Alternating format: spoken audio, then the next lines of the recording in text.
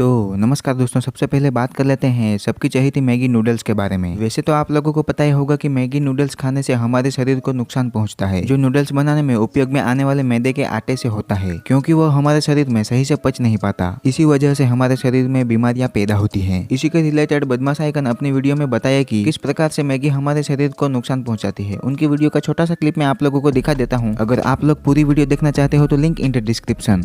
आपको पता है कि इस नूडल्स को खाने के बाद क्या होता है? Massachusetts General Hospital doctor Brandon कुआ ने एक पिल साइज कैमरा का इस्तेमाल करके एक बंदे के पेट में भेजा ताकि वो जान सके कि इंस्टेंट नूडल खाने से पेट में आखिर होता क्या है। मतलब उन्होंने ये पता लगाया कैमरा भेज के पेट में इंस्टेंट नूडल खाने से आपके स्टमच यानी कि पेट को और डाइजेशन सिस्टम को क्या होता है। रिजल्ट्स चौंका देने वाले थे। तो पता ये चला कि इवन 2 घंटों के बाद भी इंस्टेंट नूडल्स को हमारा पेट पचा नहीं पाया, जहाँ की नॉर्मल खाने की चीजें इतने समय में तो पच जाती हैं। इसका मतलब समझ रहे हो दया कि सिर्फ पेट भरा है, बॉडी को कुछ नहीं मिला। दूसरे नंबर पर है मोटरसाइकिल एयरबैग। हाँ, तो आप लोगों की जानकारी के लिए बता दूं कि होंडा ने 2006 में गोल्ड विंग पर विकल्प के रूप में दुनिया की पहली मोटरसाइकिल एयरबैग सिस्टम को किए 15 साल हो चुके हैं। उस समय के बाद भी गोल्ड विंग बाजार में एकमात्र प्रोडक्शन बाइक है जिसे एयरबैग के साथ पेश किया जाता है। वैसे तो गोल्ड विंग को देखकर पता लग जाता है कि एयरबैग इस बाइक में आसानी से इंस्टॉल हो जाता होगा। इस तरीके के एयरबैग हमारी पूरी बॉडी को कवर कर लेते हैं, जिसकी वजह से बॉडी को नुकसान होगा उसकी संभावनाएं बहुत कम होती है। लेकिन अभी तक इसके बारे में कुछ पता नहीं चला है। यह सिर्फ एक एनिमेशन है जिसके थ्रू बताया जा रहा है कि इस तरीके का मोटरसाइकिल एयरबैग होगा, जिसे सेफ्टी पर्पस में लेते हुए मोटो ब्लॉगर MSK ने इस वीडियो को अपने इंस्टाग्राम स्टोरी पर पोस्ट किया था। देखिए वो स्टोरी।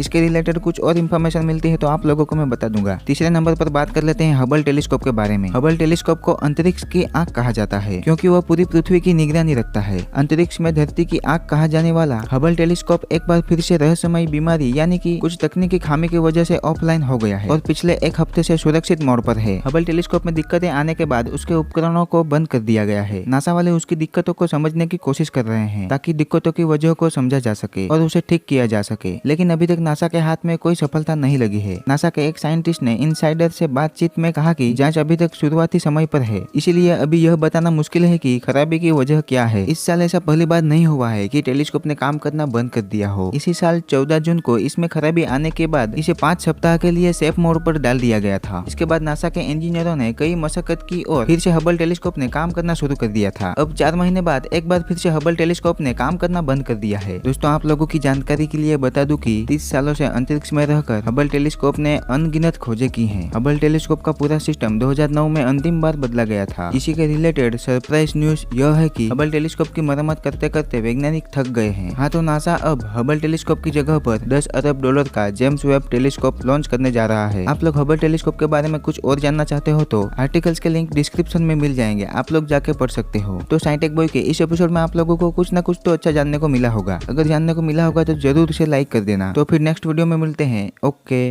बाय।